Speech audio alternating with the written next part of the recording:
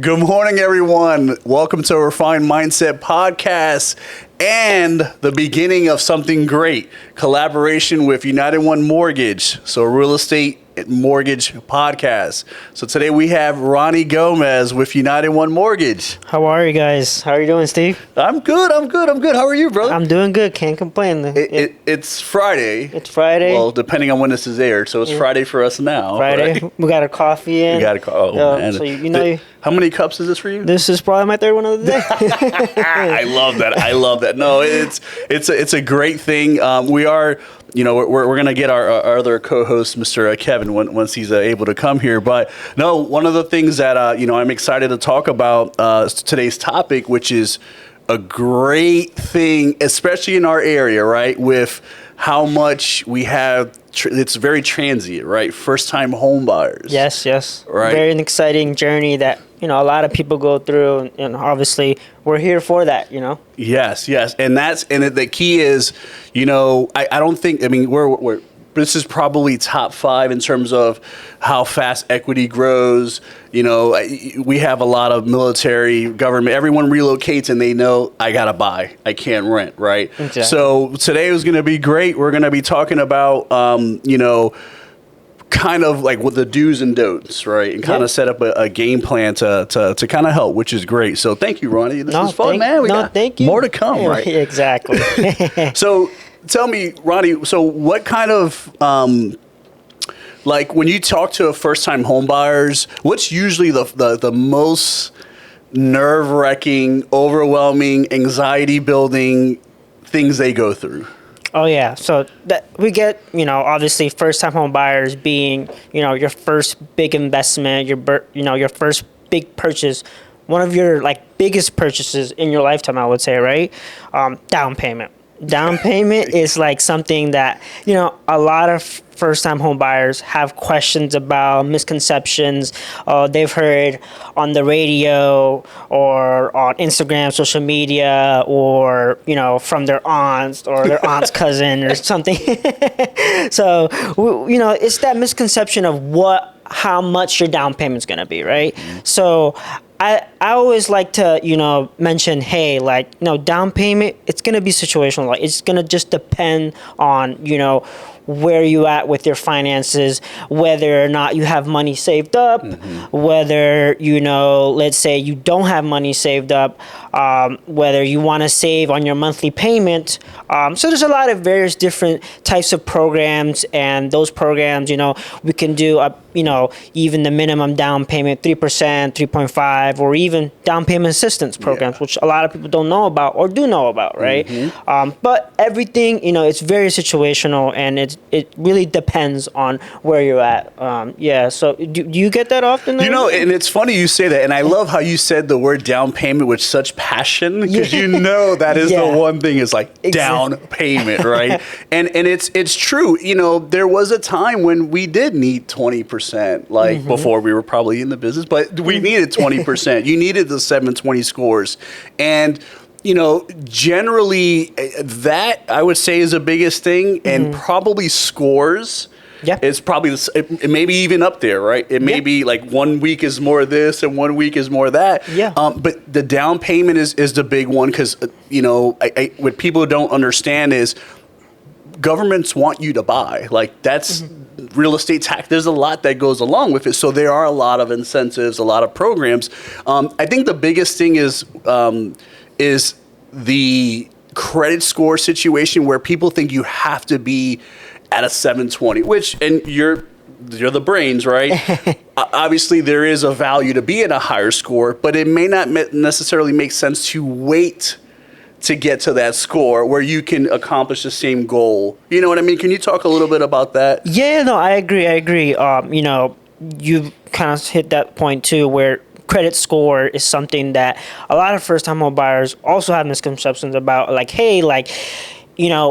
I have to have a 720, a 740, 800 perfect score to buy? Necessarily, no, you don't, right? You can definitely still buy a home even if you're in the 600. You can even buy a home even if you're in the 580 scores. Wow. It's crazy, right? Yeah. So you could be in those score range, still buy a home, right? So that's a good thing, that there is programs out there, because like you said, the government has those programs where they want you to buy. So therefore, your score requirements don't have to be, top tier. Obviously, if you do have a good score, that helps. Your terms are probably going to be better, but don't let that, scare you away as to like, hey, like I have to have a perfect score to buy, because no, not necessarily, right? So I agree with you 100%. Scores as well is something that a lot of people have. And a lot of the thing that you probably see a lot too is sometimes people are embarrassed, like, and I know when we introduce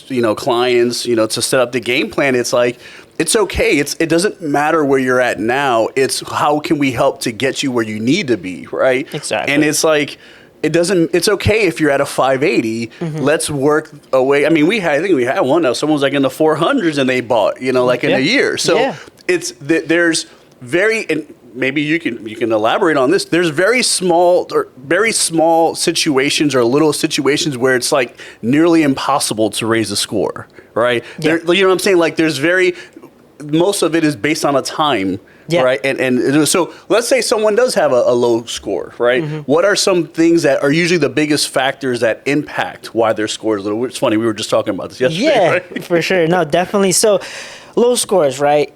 There's a lot of different variables, I would say, right? I know people, let's say derogatory credit, right? Could be one of the most famous ones, right? Whereas like you've maybe in the past made a mistake, and we all do, right? Mistakes are there, right? Where maybe you've made a payment late, or whether you haven't paid anything back, or something, went to collections, charge-offs, whatever it may be, right? Those items can be taken care of, right? And those items, once you get with your loan officer, right? I always recommend that, because they can guide you as to like, hey, like what's necessary to pay off, because some people will believe like, hey, like let's just start paying stuff off, but you can still buy a home even if you have those on there. But yeah, taking care of them will help you get your scores up ultimately, as well as the next thing would be probably like credit utilization, right? Making sure you stay in below 30% of whatever the max limit of that credit line, that credit card, whatever it may be, is at, right? Because staying under that, it's definitely going to help your scores, and I know we talk about that all the time.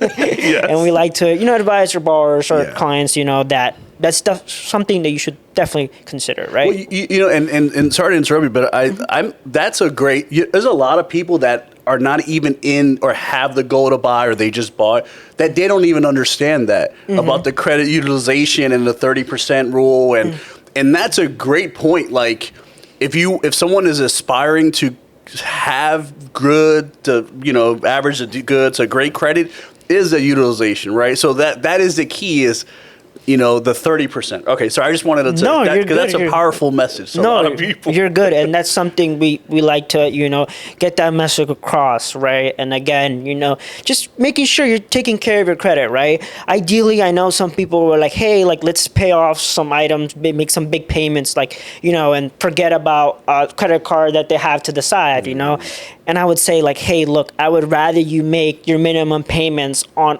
all your liabilities versus trying to chunk a big one off, and then forget about a small one that you have there, because missing payments will hurt your credit, right? So credit is a big criteria when you're buying a home. I know a lot of people get scared of it, but again, the more knowledge you have, the more you will not be scared of it, because you know how to work and you know how to get your scores up. And there's a lot of information out there, and don't, always believe that, what one person says it's true, right? Because there's, credit's definitely a big criteria. So there's a lot of stuff. And that's a great point. Like you said, we've had situations before where, someone said, well, I talked to my financial advisor and they said for me to buy a house, I need to do this and this. And I said, well, that's great. but they don't really, their one thing that they do well is in lending for residential loans. So a lot of times the advice they may give you is like an umbrella, but it may not be the best advice that a lender may give you. Like you said, sometimes, and we can talk about, the down payment and closing costs and the cash to close, but it may not make sense to pay everything off if it's going to take away from a down payment money or cash to close, especially in our hot area, right? No. And I tell people, I said, look, that financial advisor is great, but let's talk to the person that does this at a high level. Yeah, no, that's true, because, people will say like, hey, like start paying these things off. But again, you may still be able to qualify even if you have, some credit cards, some car loans, personal loans. You could still qualify. So there's cases where you may not need to even touch that money. I would say save that money, right? Because you're going to need it, when you want to buy a house, whether you're using it for a down payment, whether you're using it for closing costs.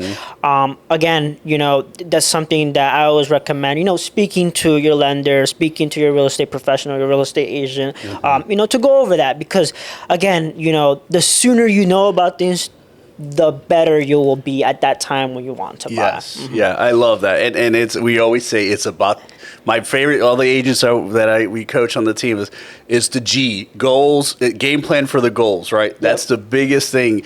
So, and I love that. And because our area, the equity growth is usually higher than most of the country. Yeah. We're talking 5 to 12% in places. Because that challenge of the income doesn't usually equate to the cost of living, rises. Even when the market corrects, it's still hot in places. Yeah. It's always going to be, would you agree, I should ask, it's always going to be statistically better to try. If you have the goal to buy, that wasn't to be a wrap, but you have the goal to buy, it's always statistically better to try sooner than later, because cost of living will always be ahead of our income. Yeah. Is that right? No, I agree with that as well. I think, having that goal to buy sooner rather than later puts you in a better position, whether there's a lot of people with different goals, I would say. So knowing what your goal is going to be also as well, something to keep in mind. But yeah, buying sooner rather than later, knowing your why, like why you want to buy. Because again, you're going to be building equity over time, like you mentioned, prices, statistically do go up, and then, cost of living. So why not secure what you have now versus later in 10 years where things might be a little more pricier, right? Yeah. And or even 2 years. Yeah, maybe, right? Exactly. And you'll thank yourself, right? You'll thank yourself a lot because you did that step to, work that earlier on versus later on. Like, hey, let's push it off to the side. Out of doing this for many years, both of us are experienced, United1's experience, River City, everyone. I've never heard anyone said, man, I shouldn't have bought back then. I hear more, man, I should have bought back then. Yeah, I agree. You'll regret the things you don't try than the things you accomplish, right? Exactly. So I love that. And that kind of goes into now, like we talked about the myths, right? So what are some kind of, if you were to say, like, what are some, we kind of touched a little bit, some do's for first-time home buyers? Like, if someone wants to get, someone wants to prepare themselves to buy, what are some things that they should absolutely start, obviously talking to you, but generally, even if they want to say, I'm not ready to chat with Rony until 3 months, in the meanwhile, I should be doing what? Okay. Yeah. So for sure. I mean, definitely if there's some things before speaking to your lender, I would say, making sure, obviously you're employed. You have money to pay the mortgage. That's a really good point. I love that. Yes. So that's obviously a big one. Again, making sure you're taking care of your credit. That would be another one, right? And just, budgeting as to like what you can probably afford, right? Like, even though, like, let's say you have that goal in like a year, but kind of, jotting down, okay, this is what I pay monthly in rent, this is what I pay monthly car insurance, whatever it may be, right?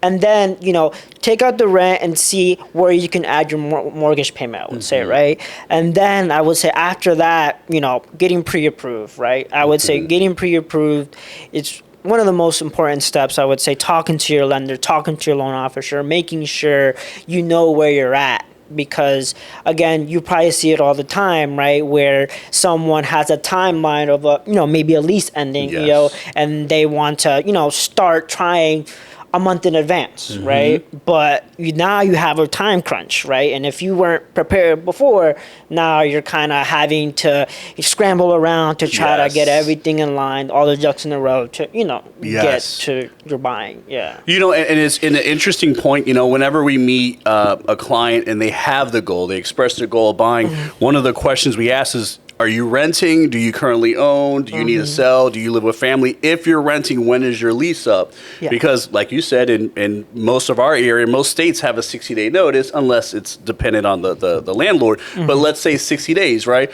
Well, I'll tell you, human nature, we're more amped to not really push the limit, especially as a first-time home buyer. If it's 62 days and I have to give a notice in 2 days and I haven't done pre-approval, I'm probably just going to let it go, right? Yeah. And that statistically, it's going to hurt them. That pain point of being the stress earlier, it's going to hurt the ultimate pain point of not reaching the goal earlier. Exactly. And that's where we always say, hey, look, your lease is up, let's say, December 31st. I know it's a weird day. December 31st, right? So really, you should be, October 31st is a 60-day notice. We need to be really getting that game plan started with the lender, probably the beginning of October, maybe even September. Yeah, right? even earlier. You're spot on there because, again, knowing where you're at financially, where you're standing, it's definitely important. Like we keep mentioning, right? It's just having that game plan, making sure where you're at because, it could be the smallest thing like credit scores that maybe you're, way below, right? Let's say. And if you're, only a couple months, there's only so much time we can do, right? So again, making sure you're taking care of these things a couple months in advance, I would say it's ideal thing. Well, the beautiful thing is let's say the client talks to Ronnie in September, and let's say there is sometimes credit bureaus get things wrong. There could be an error, right? Like we've had it in the family where it was a brother of someone, the sister, and there was the same similar name, but whatever, same doctor's office. But the other thing too is, let's say, and you guys have this awesome credit forecast, right, that you can kind of do without it, like a soft poll and all that, and kind of see based on, and correct me if I'm wrong, based on if we need to work on credit, if you do this and this and this, and I always say this to people, if you do this and this, by this time, you're going to be in a better position credit-wise. Well, that may be, if your lease is up December 31st, that may be February. You may not need to renew a whole nother year, right? And you may be able to go month to month, and it may make the most sense knowing that equity is going higher than income, right? Can you talk a little bit about that with that forecasting? I call it like it's a weatherman's thing, but like what you guys talk about a lot with clients about forecasting the credit score and all that. Yeah, so when it comes to scores and seeing, let's say you're at a score not desirable, let's say, right? We have programs within our lending divisions that we can see, what your scores can potentially be, according to what, things you might have to take care of, right? It could be paying down something, to a certain amount. It may be taking care of collection, taking care of, a charge off, I would say, right? So stuff like that are in your credit, we can see, and the system will model it, right? It'll tell you like, hey, this is what your score will potentially be if you pay it off by a certain day, by the certain time of the month, and again, making sure we do this well in advance. It's gonna be a key factor here because with credit, we have to know where we're gonna be at, and these systems are there, to help us out and get your scores up, to rescore them. Again, it's very important, for us, we like to see where you're at, and checking your credit karma isn't always going to be the most accurate thing, right? Yes, I hear it all the time, like, hey, yeah, my credit karma is like, I see it all the time, I'm at, 640, right? But then the moment we pull it, it could be, 20 points less, or it can be 30 yes. points less, because that gives you like a general idea of where your accounts are at. Mm-hmm. But again, it's not, a spot on, hard pull like we do, right? Yeah, So yeah. again, that is something important. And it's funny you say that because it's because of what the credit pull and the lending residential loans. It's a different formula calculated. As opposed to if you go to the cars, you're trying to buy a car at a dealership. Exactly. Like each one will have a different formula. So I love that. And it's funny. I think there's only like 1 or 2 times I've seen Credit Karma was actually lower than the actual real score. Usually Credit Karma is a little bit higher or whatever company. Yeah, it right? could be both. It could be both. Yeah. So I love that. So, and you touched on something that especially on the agent side of the team, right? Mm-hmm. That's so important. The pre-approval process, right? Yeah. And why the importance of having that, especially in this area, before looking at homes and before making an offer.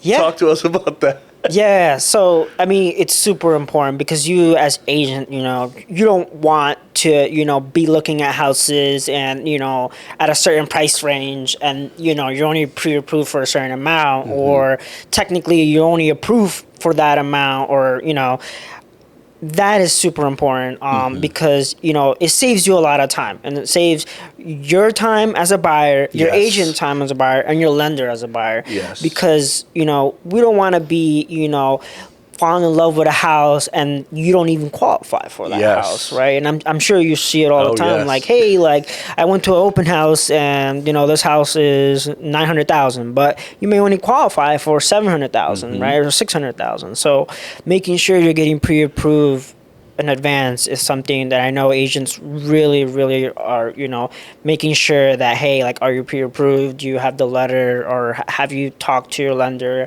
That is, one of the, like I mentioned earlier, it's one of the most important things before getting done. 1,000%. I think, and we do this, and it's not us. It's not proprietary to us, but we do something called price, size, location, right? Where in this area we have to use this formula. Price is it could be max pre-approval or max comfort, because it could be 2 different things.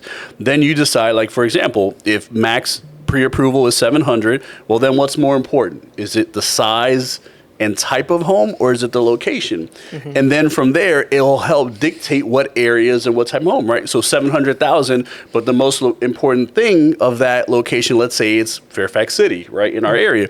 Well, the market's going to dictate that type of property. It'll probably be maybe a townhouse, more condos, right? Yeah. And so it's hard to focus on the goal when you don't have the right tools, and the pre-approval is the biggest tool. Getting that part to make sure it makes sense, because there's times where they may be pre-approved, but price, size, location doesn't make sense. Well, then we can go back. Hey, Ronnie, client wants to see what's an alternative. Maybe a program may be different, right? Maybe they have a borrower or co-signer. There's a lot of different options that, like we said, if we can't do the price, size, location doesn't make sense. Well, let's go back, right? Let's go back with Ronnie and kind of see. So what are some options? Like, for example, if they're like, well, I want to be at 800, right? Yeah, so I would say if you want to be at 800, in that example, you're good. Let's say, looking at what type of program, because, let's, for instance, right, you qualify for a conventional, right? But you want to be at 800 for a conventional, you're maybe at 750, 700. But with FHA, they do allow your debt to income, right, to be a little bit higher versus conventional. So switching to a FHA might be that better, way to go, because it'll put you at that price range where you want to be, right? Again, taking a look at, small aspects too, like whether, like you mentioned, what the city of Fairfax or the county you're going to be in, whether the property has HOA fees, condo fees, all these little aspects of it. Taxes. Taxes, yes, for sure. All these little parts can put you where you need to be, right? Or they can also put you where you don't want to be as well, right? I love that. Yes. So yeah, so like you mentioned, making sure you're talking to your lender, your real estate agent, having clear communication as to like where you want to be. I'm sure there's a lot of aspect when it comes to actually looking at homes where yes. Yeah. Well, and that's the thing too. And I mean, when you look at, let's say for a condo, some condos are not FHA approved or they're not warrantable conventional. There's a lot of different factors. And, what we do a lot is prior, to even putting them in touch with you, a great lender, in United1 Mortgage, is we will sit down with them and kind of go over the plan, right? We go over the value of, first of all, we explain the market trend because we know that is the biggest challenge. But then we go over price, size, location. We go over the value of the pre-approval, right? Yeah. And all those kind of are building blocks, right? So the goal has to make sense. Then you have, the market trend, then price, size, location, then pre-approval, and all that is in one thing. So that is one of the best things, that I would say, just sitting down and starting the game plan, right? Yeah. Exactly. Good stopping point.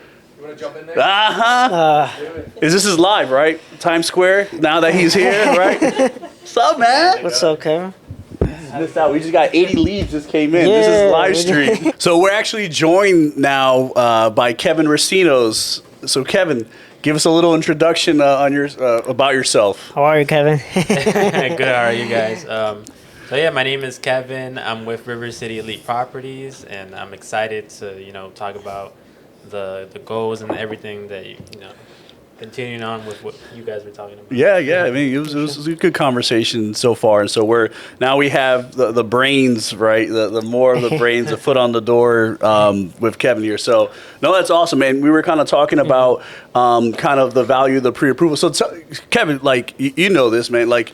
With the pre-approval, why do you see that as important for buyers to have? I mean, to start off, it gives you like an idea of like, what you can afford as far as house-wise. Without that, you're kind of just making like guesses. You know what I mean? You could look at $1 million house or $500K house, but you don't really know like, if you qualify for that without that pre-approval.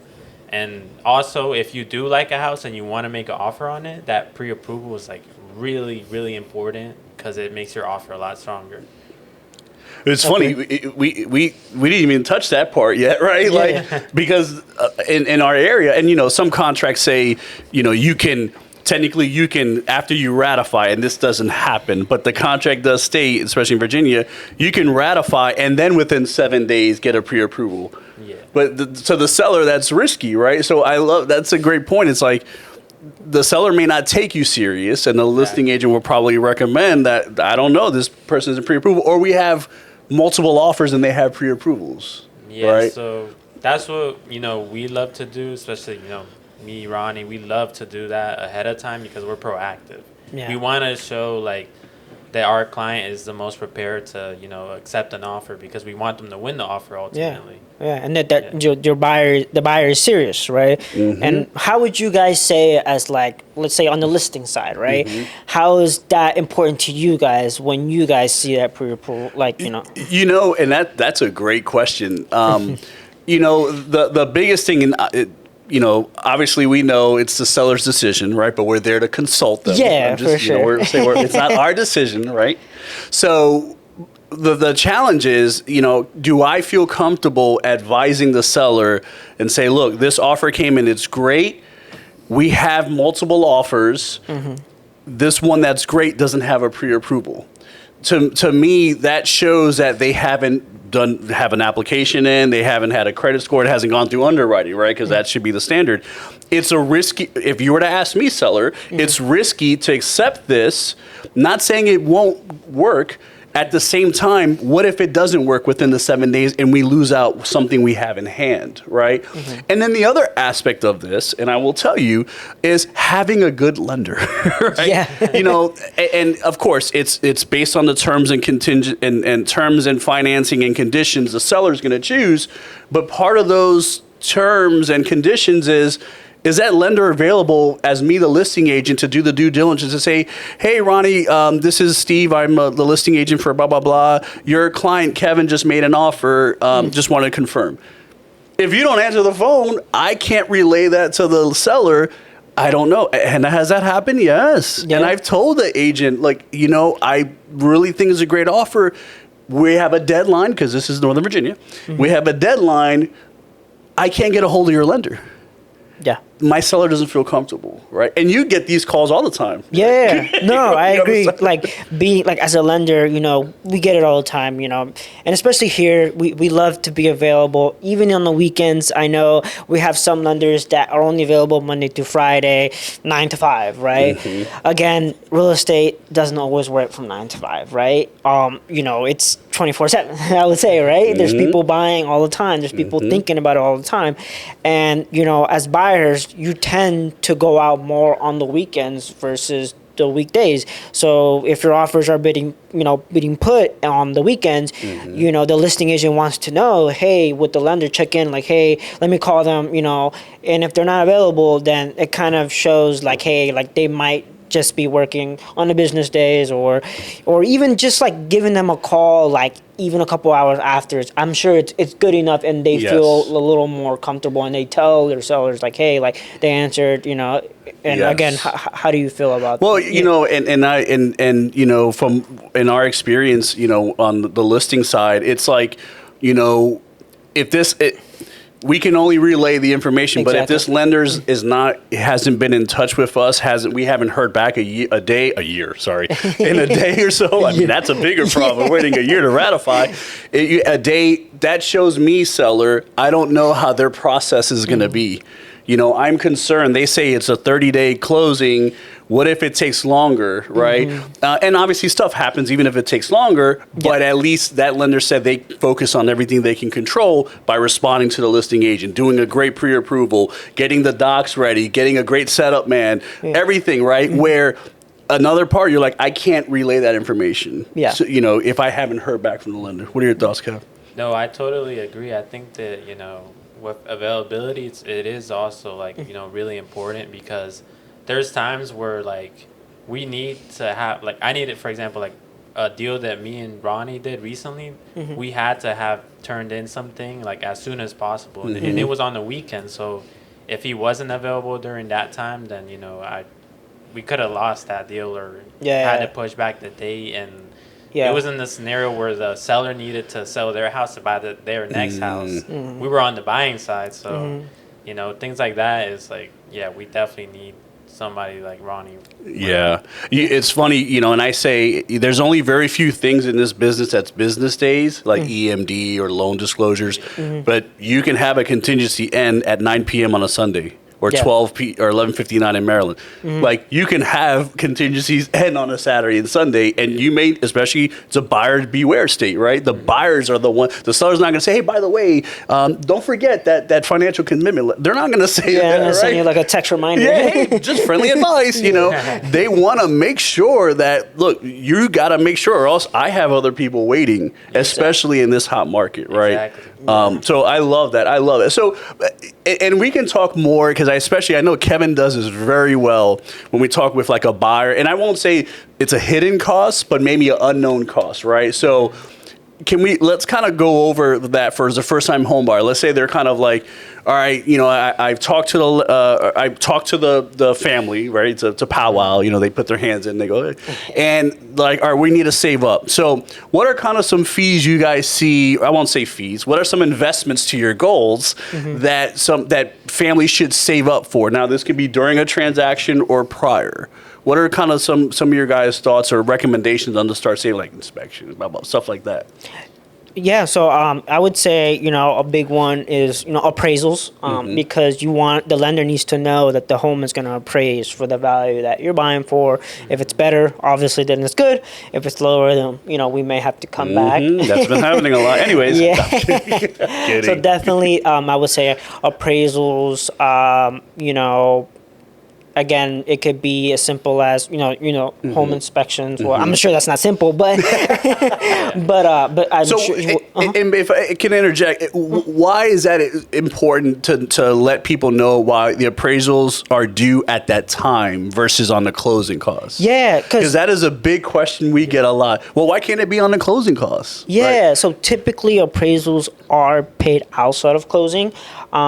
Again, that's one of like the upfront costs that you see, right? Because they'll be like, oh, okay, well, can we just put that on, when we're signing, right? I mean, you can, but in instance, we really do want it to be upfront because the appraiser's not going to go out there without their payment, without going. Yes, thank you. Yeah, they're going to be waiting until they get their They don't money. care if the deal doesn't work or not. They got it. Yes. Exactly. So, making sure that you have that ready.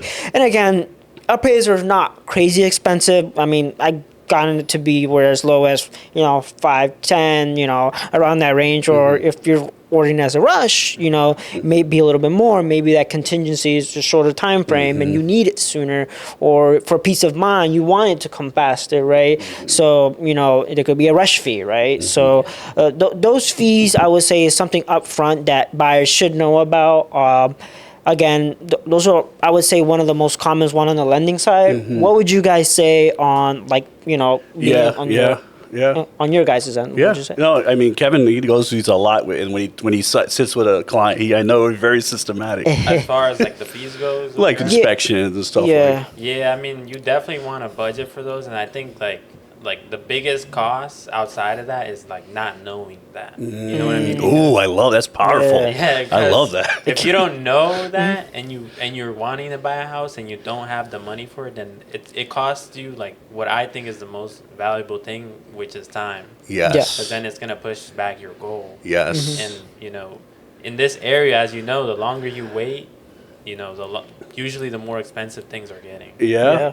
And it's funny, we were talking about Yeah. that. We were talking about that. And like inspections, right? Same thing with the appraiser. Like, they don't want to wait until it closes, Yeah. right? They want to get paid, right away. Sometimes septic and well, they are allowing it, depending, because sometimes what happens, and I'm not saying it for every company, sometimes they'll say, well, we tried to do pay at closing and the deal didn't work. We didn't get paid. Yeah. Or the buyers disappeared. So, but you still see, especially on a more expensive inspection like septic well, anything that's out of like the norm of like, home inspection, they can put it. But generally, it's a home inspection. You kind of, you have to pay that at the moment because the inspector doesn't care if it closes or not. Right? Yeah. Yeah. That's the thing. Like, imagine if the house didn't close, the appraiser's gonna be like, "Well, am I still gonna get paid?" Exactly. Yeah. Yeah. Yeah. Maybe the person on, the buyer is not wanting to pay because of that, and that could cause problems. That's why, Yeah. it's best to just for Yeah. them to get paid at, when they do the job. And it's good, that when you're speaking to your buyer, to your lender, your real estate agent, you ask what are these, costs gonna be, right? Like, what do I need to pay up front, or what am I gonna pay at closing, right? Because the more then there isn't really hidden stuff because what's coming. What's coming your way, right? Yeah. So, again, making sure clear communication, I would say, between all aspects, because in the end, you guys we're all a team. Yeah. We're all trying to get to the finish line, and the more that we talk, the more we communicate, the more that message gets across and it gets ingrained and Exactly. so. I love that. I love that. And one of the one of the biggest challenges, and Kevin just hit on it again, about how this market in this area, the DC area, is generally hot, right? Hotter, even when it's cool. In most places, it's still warm, right? I'm going into like a temperature tangent. At the same time, we look at one of the things is how do we make an offer stronger, right? And one of the biggest challenges, and I will tell you, and I think I don't want to speak for Kevin, but he can say the same thing, is closing cost, right? And one of the biggest reasons to plan ahead, right, is because yes, closing costs, which could be, let's say 2 to 5, because it can range depending on where you're at, of the sales price, depending on the program, the different factors.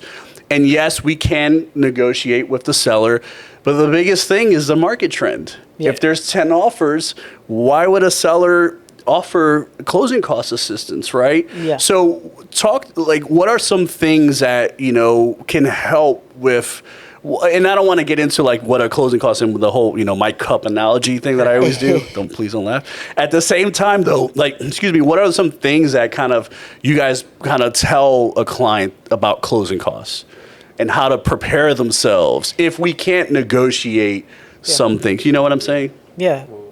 I would say, right, closing costs is obviously a big one, right? We all know down payment part, right? That's obviously a given, right? Closing costs, I always say, is something separate, right? You have to take in consideration, items that need to get paid, right? Or, a title company, the people in between, they have to get paid for their services.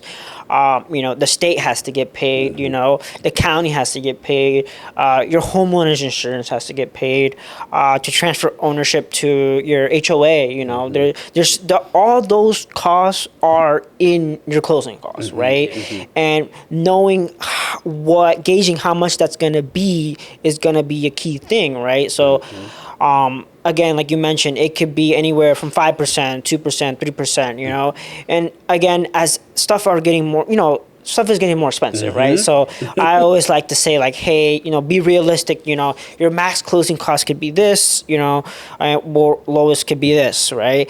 Because it'll let you know like, hey, like if I don't get help from the seller, then this is what I have to come up with, right? And I'm sure you guys seen that where, the buyer will be like, well, I don't have enough, or maybe I do have enough, but I was, hoping that the seller was going to cover this, right? So what are your thoughts on that and closing costs, I would say? Yeah, that's a great point, yeah. Yeah, honestly, I love, like, the way that you put that because, like, at the end of the day, like, what we do is, like, we're transparent. We're realistic. Like, we're going to tell you, like, exactly what you need so you're prepared. And worst case scenario, I'm not saying that it's impossible. That it's possible. Yeah. There's even in a tough market. Yes, it's possible to get it covered. But in case there isn't, and this is the house that you can see yourself living in with your family and growing up in. Yeah. Then And to kind of go off that too, right? Something that I have been seeing where we get buyers from that,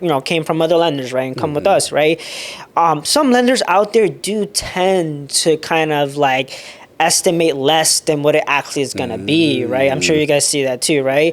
At the end of the day, whether you use them or you use someone else, your taxes are still going to be the same amount, right? That doesn't change, right? Yes. So making sure that you're getting the most accurate estimate, right? Or even going a little above and let them know like, hey, it might be a little more above, right? We still have to get your title work. We still have to confirm with the county, stuff like that, right? It's good. Good communication, and that's why working with a good lender is very important, I would say, and working with a good real estate agent as well, important. Again, we're all a team, and we're trying to get to that goal. Yeah, and it falls back in the G's, the game plan for the goals, right? It goes back and that's the thing. It's like there are things that are non-negotiable, like prepaid taxes. You cannot change that. That's every county is different. And one of the other things is, hey, when we sit down as realtors with the client first, right? We go over those topics. Part of it is a market trend where we say, look, the market dictates, not me, not you, not even the seller, but the market dictates there's a lot of offers on every house. And it's very likely we need to be proactive and save or get a gift, look at 401ks or any type of retirement. Well, that's why it's important where the next step after this is to talk to the lender and say, what are the ways that we can do this, right? And I'm getting goosebumps because it happens nearly every time. Yeah. And Ronnie was like, so we figured out we can do that. He can get a gift. That's what you want, right? It's an awesome thing. Okay, I'm getting emotional. No, you're good. You're good. Honestly, everything you said, think about all that stuff. That's why it's so important. And going back to what we talked about before, to get that pre-approval, because now all this information that you need to know is like, it's hashed out. You know it already. And once a pre-approval, you get that, then you should be beyond that point. It's and I don't want to say anything to say, but there are a lot of clients that we meet And they said, no one's ever explained this to me. And they've actually No. even offered on homes. That's great. No, that's true. It's a very different thing. But anyway, let's go back to positivity, right? Yeah, for sure. No, I love that. So we talked about some of the do's, right? The do's before, for especially first time home buyer, the anxiety. Let's eliminate that, right? Let's sit down. What are some of the don'ts that we do? Wait, they shouldn't buy a Ferrari before? I'm kidding. No, not yet. Not yet, right? Oh, there's stories about that. What are some of the don'ts that you would strongly suggest? And there's probably more don'ts than do's, right? But talk to us about some of the don'ts when someone's really, like I said, before they're even willing to sit down with us, they just want to get themselves ready. And I strongly suggest let's all of us get ready together as a team, but sometimes they're not ready to chat to that next level. Yeah, so, going with the don'ts, right? Something that a lot of buyers tend to do often, right? I would say getting credit cards that you might not even need, or start buying furniture you haven't even gotten the house yet, right? You having your goal to buy at the end of the year, but then you can hold off on upgrading your car, I would say, right? Because upgrading your car might be be a factor on how much you can qualify, because now your $300 payment is now $800 payment, and that affects how much you can afford now monthly, right? So that hurt me when you said that, from 3 to 800. I was like, oh my god, that's not me. Okay.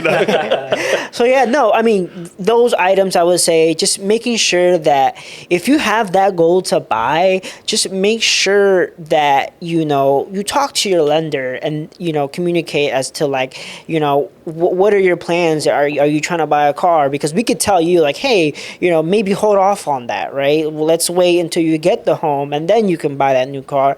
Or do you really need to, get that credit card out and pay that, item that you need, right, on credit? I would say that's a very common mistake a lot of people do, and I see it all the time because they'll buy it, they'll get whatever they want, right? 3 months later, they come, okay, now I want to buy, right? I've already bought my new car. It's ready for the house. It needs a garage. It needs a garage. So then you come over to us, and you see maybe now you don't qualify for that $700,000 home. Now you qualify for a $350,000. That's a big difference. Now. It is. And is your family gonna fit in that sort of? Does price, size, location make sense again? Exactly. Yeah. So I would say that is the most common on my end. I would say that I would say as a don't do that. Right. If your goal is to buy, hold off on that stuff. Talk to your lender, talk to your real estate agent, and communicate hey, I want to buy, at this certain time, because you want to make sure that your finances are good, I love that. I love it. Kev, what do you recommend? Another another hidden one that some people might not know about is if you do have a car and let's say everything is good even with the car, but then you decide to pay the whole car off. That's like closing a credit card, right? And then that could potentially hurt your score. So with that, right, credit is definitely a very complex thing where if you're closing lines of credit, it could have an effect, right? So I would agree in that instance, right, where it could have an effect. And again, going back to where do you need to pay off all those items? You could still qualify even if you have those items. So maybe that would be a don'ts too. Don't start paying stuff off, because that could affect what you have readily available for closing costs, for down payment, however you're getting your funds to buy your home, right? Because you want to make sure you have that safety net, once you're buying. It's interesting. We've had clients where they said, I've talked to another lender and they said I had to pay off my car. So they put their down payment money to paying off a $10,000 truck. And then they couldn't buy for 2 or 3 years later. Some United1 has a lot of programs. Some lenders don't have first-time home buyer programs. And so they were able to do a first-time home buyer program or down payment assistance. and they were able to make it, accomplish the goal. Especially that's a generational wealth for a lot of families, right? Yeah. But that is a big one, is paying off the car. And we talked about it earlier. If you don't need to, that could be cash to close in a hot market, right? Yeah. Where you save that if price size location makes sense. And that's one of the things after they're pre-approved, we revisit that. Yeah. Does price size location make sense now that you're fully pre-approved, right? Exactly. Anything else? Any other kind of I know that's a big one, right? Yeah. What do you guys see like in I always get the job questions, right? Mm-hmm. I'm part-time, but I haven't been in that job for 2 years part-time, or I want to, like, there's a lot of misconceptions that like switching from 1099. to 1099 to W-2, or they're full-time and they got a new full-time job and it's a better job, but they're not sure, do I need to stay at this new job for 2 years, right? Mm-hmm. So can you kind of touch a little bit, Rony, about when you're full-time W-2, how does that relate to if you get a better opportunity? Because some people think, well, I got to stay here now another 2 years. Yeah, no, so you're spot on, right? Just because, you have been at let's say your company for 2 years, right? Because typically when you do buy, right, you want to have that 2 year employment. But let's say an opportunity presents itself where you want to go to a company where you're going to get paid more, right? And then you're kind of on the fence, like, hey, should I switch? Because I know when I want to buy, I have to have 2 years employment, right? Is it good to stay at my job? It all really depends, right? Because if let's say, for instance, you're going to get a higher pay, then go for it, right? But if your pay is going to switch, right? Maybe you're going to go 1099, right? And you're W-2, but even though it sounds better because you're going to, get paid better, doesn't always necessarily help. Right. Yeah. So I would say that's a a big one there. Making sure that you speak with your lender, right, as to like what are your plans, right? Because the moment that you do something, it could affect the end goal, right? Yeah. I would say that would be something that a lot of people should consider, and making sure you communicate that. Yeah. What are your thoughts, Kevin? Well, I actually had if you could clarify also for like a business owner, what should they do as far as like, let's say they're making a lot of income. What is some like advice you could give them? Oh yeah. So when it comes to business owners, right? Talking to your lender and seeing like, hey, like how'd you file your taxes, right? Let's get a look at what you filed on paper, right? Yeah. Because we'll get as business owners, you'll probably get people that tend to write off things, right, and should not show a lot of income, right? And once you show us that, we go off what's on paper, right? Again, there's other programs where we're not necessarily look at your tax returns, right? Because there is programs out there, which is great, by the way. Yeah, there's good programs, alternatives, right? And just making sure that you communicate as to like how many years you've been in business. Right? Because not necessarily you need 2 years of history. I mean, you need to be working for 2 years, right? But not necessarily we're going to use 2 years of taxes, right? We could use 1 year of taxes, right? If your business has been in existence for 5, or plus years, we could use your most recent taxes, right? Or we can prepare ourselves like, hey, like if you're going to buy next year, let's make sure on your taxes that you file them at an adequate way, right? Obviously, we're not, tax professionals, so we can't give any advice on that, right?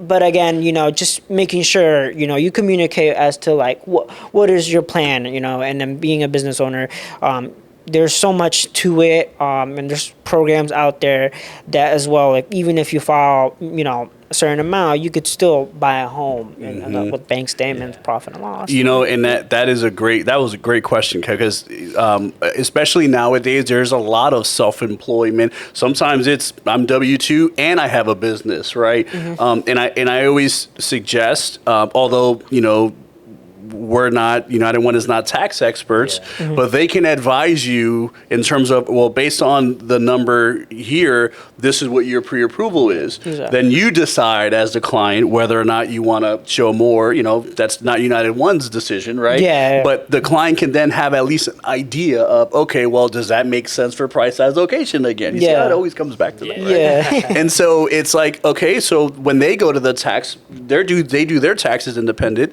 then they have an idea of, oh, based on that, I need to show more. And that's something them and their taxes, person can again, do. that's with your tax professional. They're going to give you, the utmost, advice in regards to that.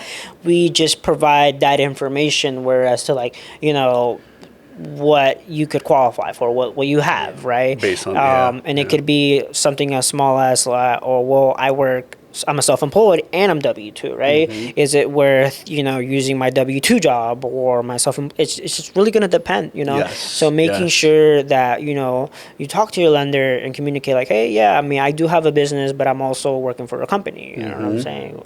I would say those are very important to communicate. There's just so many scenarios that that's why it's just so important. Like again, yes, I know.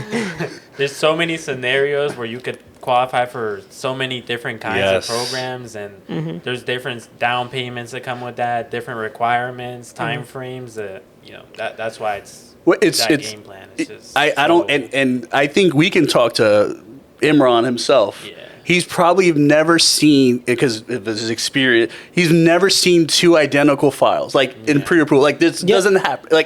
There's so, like you said, just thinking about how many, honestly, if it wasn't for computer help, I don't know how you guys can do it, because there's so many different scenarios that your experience, your resources, the technology, the everything you guys have, the United1 especially, the being proactive.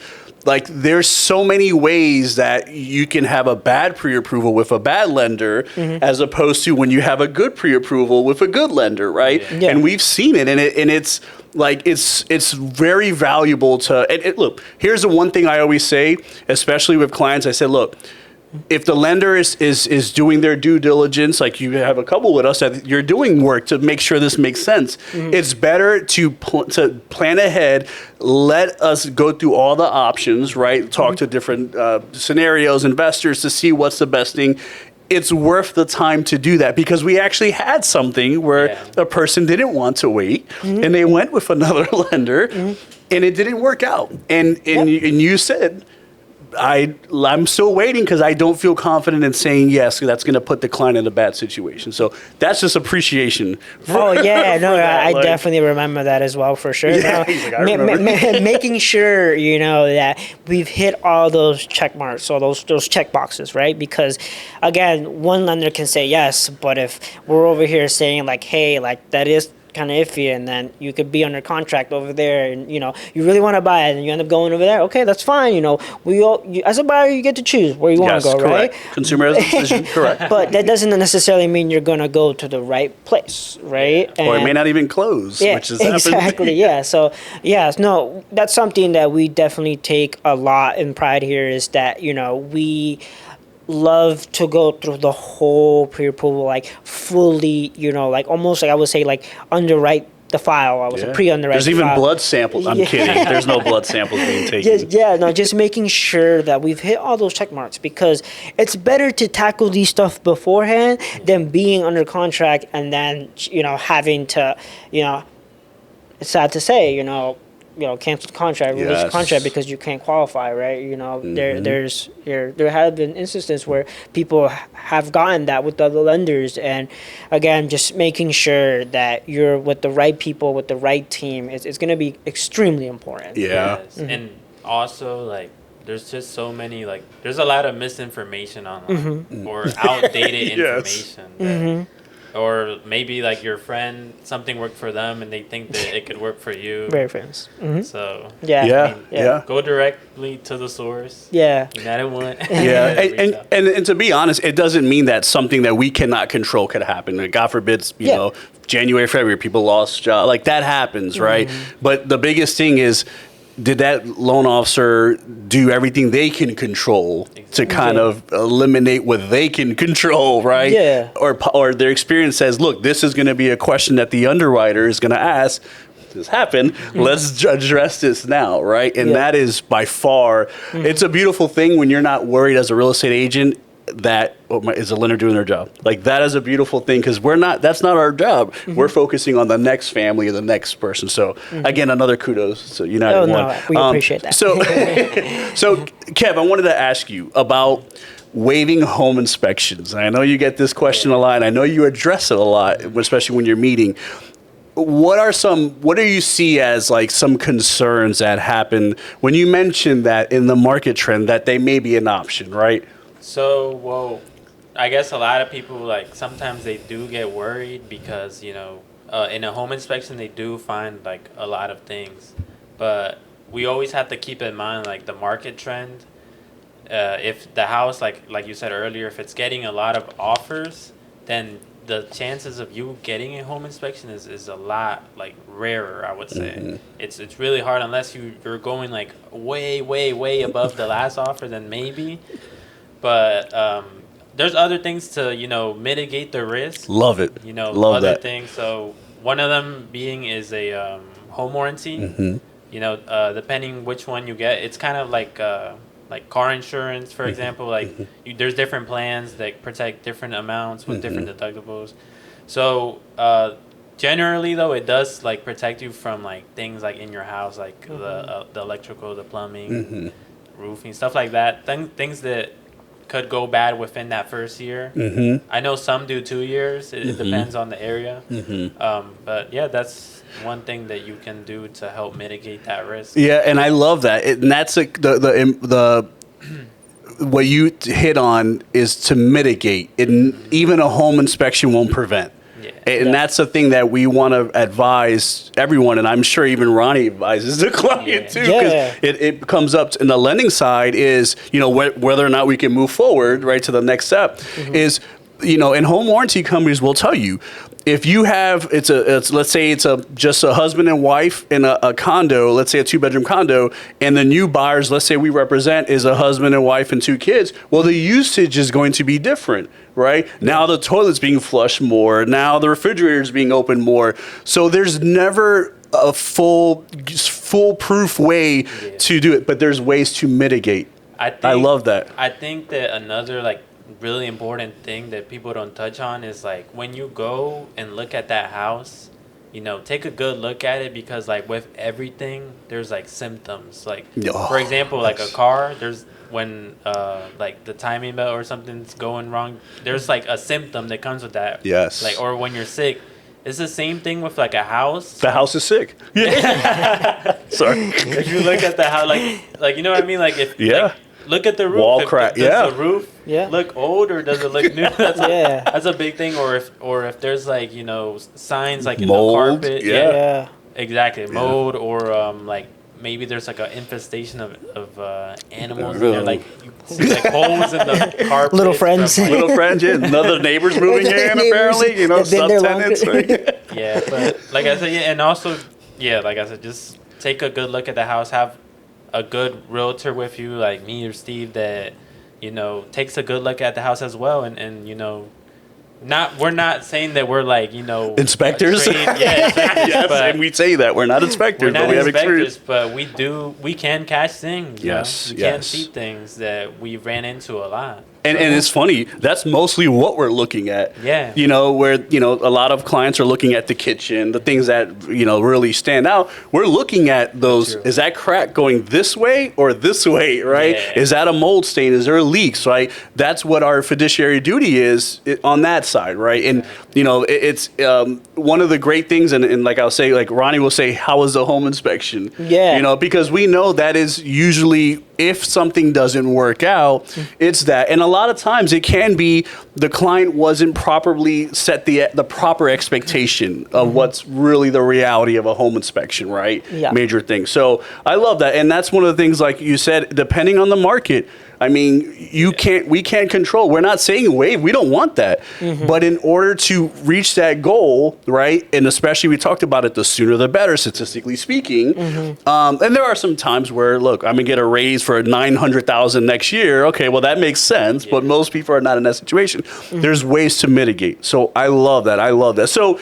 let's kind of talk, kind of the mindset of a buyer, and in the sense of what, from the lending side, what mindset you would suggest a buyer to be in, and from our agent side, right? What would you suggest, like, because they're anxious, overwhelming. What are some things you would kind of coach someone, and you have coached people in the process. Yeah. So I would say, coming in with the open mind, right? Because, you could ask your aunt that bought a house 20 years ago what program she used or how she bought, what rate she got, but not necessarily is the case this current market, right? And, going with the open mindset, making sure that you communicate with your realtor and your lender, right? That, what you want to do, what's your ultimate goal, like where you want your monthly to be at, because again, we hear a lot of,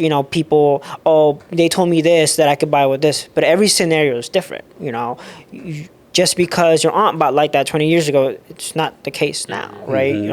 We're talking about there's different programs now out here. A lot. Or the way you're getting paid is differently from your aunt. So there could be a lot of stuff. So coming in with the open mindset, knowing that, once you have a good lender on your side or great realtors, like Kevin and Steve, right, that, we're here to make it happen, right? Again, we don't want you to buy just to buy, right? It's not what it's about, right? The goal is to get you where you want to be, right? Because at the end of the day, you're going to live in the property, you're going to make those monthly payments, so we want to make sure that you're comfortable with these things, right? Because at the end of the day, you're going to live there longer than, obviously, than we're going to obviously be doing the transaction. Yeah. Right? Yeah, 30 days goes quick. Exactly. So I would say, going with an open mindset and, making sure that, you talk to your lender and you talk about every aspects of what's going on with your financials, what are your future plans. That's a key thing as first-time home buyers because, first-time home buyers, you come with a lot of questions, and that's okay. Every question is a good question, I would say. Don't hesitate to ask, because, it's better to know these things up front versus later on. It avoids headaches, it avoids even, costly mistakes, right? So I would say, those are the key things I would say on my end. How about you guys? What do you guys think? I think Great that, point. Personally, I think that, this is this is probably one of the biggest purchases that you may make in a property or anything in general. So life, and I know it sounds boring, talking about finances to the lender and all that, but think about it. This is one of possibly the biggest purchases that you might make. So take time, take the time to talk to somebody, figure everything out, so that way there's no mistakes. There's no rush. You have a short timeline. No, we want you to have a long timeline. We want you to have a lot of time to think about something that will affect your life for a lot of years to come, I would say. Yeah, and I think one of the biggest things, and this is what I always say, and I'm going to do in my hand, but interest rates are like this, where values go like this. So they're always going to go up. And I think the biggest challenge is, and if I can say it in the saying is, don't wait to buy real estate and wait. If you have the goal. If you have the goal, it's always better to try. It doesn't mean when we sit down, it doesn't mean you're being pressured to buy tomorrow. Exactly. It means if you have the goal, let's work on that plan, right? Yeah. It's very likely it could be 2 months, 3 months, 4 months. It doesn't matter, but it's better to try it now than to wait a year and not do anything and how time has gone by. So any kind of last minute advice that you guys want to give to anyone that's kind of final takeaways? Yeah, I would say final takeaway, get pre-approved, talk to your realtor, talk to your lender, make sure you do a little research on them, or whatever it may be you need to do to get ready. Again, the home buying process should be a fun process, right? Again, there's outside environmental factors, but I love that at the end of the day, we're here to make it work, and we're on your side, right? And we want it to work because at the end of the day, it's not just about the transaction; it's about lifetime memories with you and that property, where your family is going to be, where you're going to being, because for a couple of years in many instances, right? Sometimes first time home buyers stay at a home for a certain amount of years, and it might not be the best house yet, but it's your starter home, and it gets you to the ultimate home that you want to be at, Yes, right? 100%. So I would say, making sure that you're working with a great team, and again, kudos to you guys and what you guys do, and how you guys prepare your the buyers. I would say it's Thank you. very good. Okay, what's the last? Thank you, Ron. No problem. No problem. I totally agree with Ronnie. Just stay focused on the plan and learn about the plan as well. And what I like to do is even like, let's say you're not ready now, you in the future you will be ready, right? So the years are gonna pass regardless what happens. Let's say you can't buy in 3 years, or you can't buy now, but it'll take 3 years for you to buy. Those 3 years pass regardless. So And it can go quick sometimes. Yeah. It can feel quick. Especially as you get older, like us. No, I'm kidding. Exactly. So yeah, just you can reach out to me, Ronnie, Steve, Vargas team. We're always here to answer questions. Whether you can meet in person or over video, phone call. I mean, we're pretty available. Yeah. Different aspects. Yeah, and I want to just piggyback. Sorry, the last thing, and you said it. Is that couple of months of planning where we're trying to reduce anxiety, we're trying to reduce overwhelmingness, especially first time home buyers. But is it worth that for you as a buyer, for the lifelong family, reward, right? That happiness, like I've never had anyone tell me that this was it was stressful at times because there's stuff we can't control, but it's well worth it. And there's nothing else that you can live, enjoy, have memories, and still have an investment coming back. Exactly. That's powerful. That was powerful. And spot on. And you owe it to yourself and to your family, I would say. The key thing there, home buying, it's something, it's a beautiful thing. Once you get those keys, you see more smiles than positive than you've seen before, right? And then, but again, you owe it to yourself, you owe it to your family. Don't ever think otherwise. You deserve your place. Your what you call home, right? Yeah. No. Okay. One last thing. And we like to make the process kind of we make it feel really easy to you.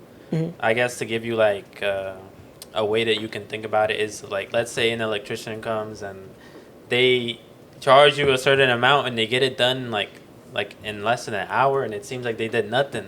We wanted to make it feel like that because we make it, we make the process so easy for you guys. We master the process that we want it to be like unstressful at all, and very simple for you guys. Yeah, very streamlined process. No, thank you, Ronnie. This was great. Thank you, Kev, as always, is good. Thank you, guys. No. So, Ronnie, if we're gonna put the information. Well, I'm sure we'll put it. But how can someone reach you specifically if they're listening to this? Yeah, and they can't read captions or something.